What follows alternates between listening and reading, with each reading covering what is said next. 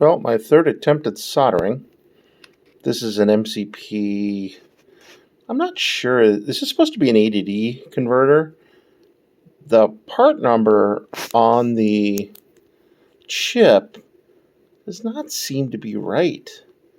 It's very strange. It's an MCP, I think 1464R, but they've missed the R on the chip. Let me see if I can focus that in. I don't know if it's gonna do it here. It's trying.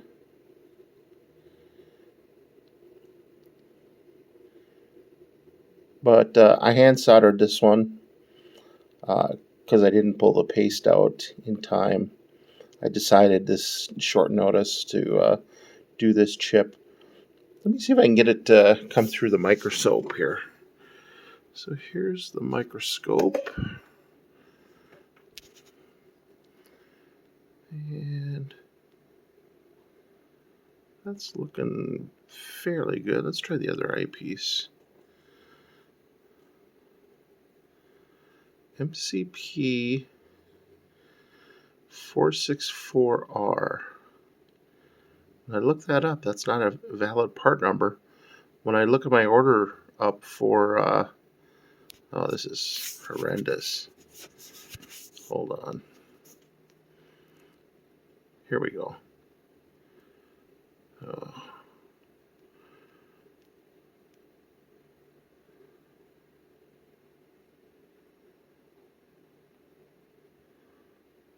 There we go. A little better at least. I looked this up. MCP464R doesn't come up with a data sheet. But I look at my DigiKey order, it's something like MCP4164 or something like that. Anyways, this is without the 2x zoom, optical zoom. That's what it normally is through the just to the naked eye.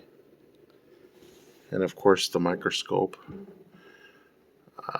I should just get a camera for this, but it does a wonderful job of zooming it in. It's very nice to solder with. Really is. Anyway, so I'm going to start putting this together. This is going to be the D to A converter to grab potentiometer values from this guy here. I can't really get solid numbers out of the Explorer board, and because I'm not going to be using the Explorer board anyways, I figure let's get some real chips we're going to be using. And so this ADD converter is one, and then I have the touch control already broke out on here, and then currently working on getting the bridge, the H bridge working. I have it working, but trying to get it signaling through the microcontroller. That's turning out to be interesting. I'm going to delve into the world of optoisolators.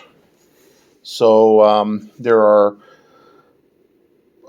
light-dependent potentiometers or light-dependent resistors. That's one type of optoisolator. There's another one out there that's basically an optoisolator that works as a switch. So I'm going to attempt to do this running to the controller, to this H bridge, and connecting the controller up through an opto-isolating switch. And then I have to deal with speed control. So I want to do probably some pulse wave modulation, and that will come probably in a form of another chip, something like a 555 timer equivalent, where you're controlling the pulse width modulation based on some kind of timing routine. Anyways, that's about it for now. Talk to you later.